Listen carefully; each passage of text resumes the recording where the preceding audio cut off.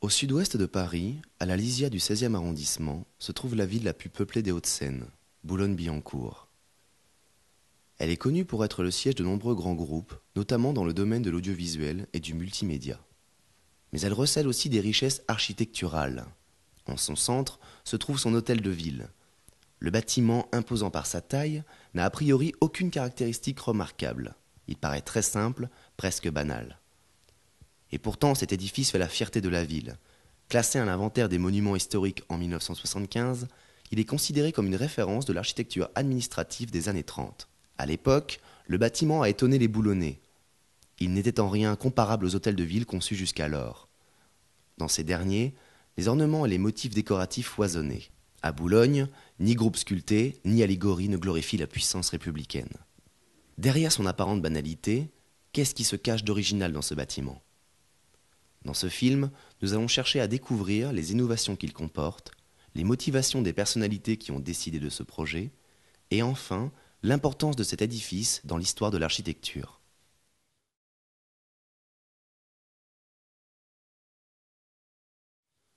On peut voir percer les indices de choix tout à fait particuliers. On distingue tout d'abord deux types de façades. La façade sud est caractérisée par sa monumentalité et sa nudité. Seul élément en relief sur cette façade, l'auvent semi-circulaire qui protège l'entrée d'honneur de l'hôtel, elle-même précédée d'un large perron. Cette façade abrite au premier étage les salles d'apparat de l'édifice. Salle du conseil, salle des mariages et salle des fêtes. À l'opposé, la façade nord offre un espace plus important aux vitres. Ces dernières ont pour fonction d'apporter une grande luminosité aux bureaux. Pour permettre ces larges ouvertures, les poteaux qui séparent les baies ont été réduits au minimum d'épaisseur. Cette impression est renforcée par le traitement des deux façades. La partie administrative est en béton apparent, alors que la partie réception est recouverte de dalles de pierre plus nobles. Cette division entre partie administrative et partie de réception est habituelle à l'époque, mais jamais elle ne s'est marquée de cette manière. Dans l'ancienne mairie de Boulogne, le rez-de-chaussée était dévolu à la partie administrative et le premier étage aux fonctions de représentation. Mais le bâtiment ne portait aucune marque extérieure de cette division des fonctions. Cette nouveauté se confirme-t-elle quand on pénètre à l'intérieur du bâtiment ? En entrant dans l'hôtel de ville, l'administré a directement accès au bureau du maire et des adjoints. Généralement, ces pièces réservées aux élus ne sont pas accessibles aux simples visiteurs.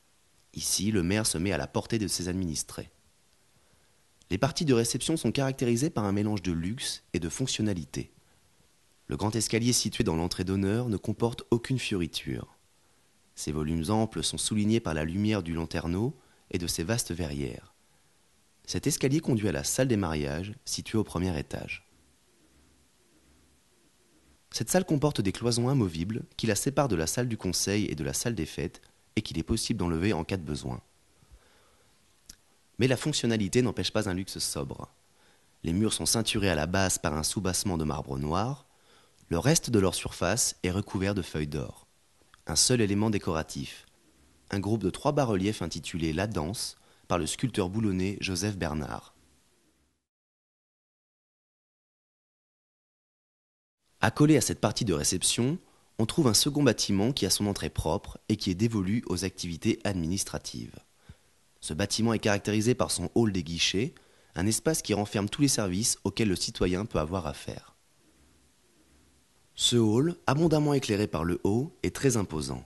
Il rappelle l'architecture des paquebots avec ses galeries protégées par des garde-corps en acier chromé. Il mélange également utilité et luxe, en transformant certains éléments de confort en ornements, comme ces lampes. Il regroupe au rez-de-chaussée des guichets faciles d'accès pour le citoyen, et dans les étages, les bureaux des services municipaux. Au centre du hall se trouve une vaste salle dans laquelle l'administré peut circuler librement. D'évidence, il semble que ces espaces aient été plutôt conçus pour faciliter la vie du citoyen que pour magnifier le pouvoir municipal. Pourquoi un tel choix ? Pour le savoir, attachons-nous aux intentions des auteurs de ce projet.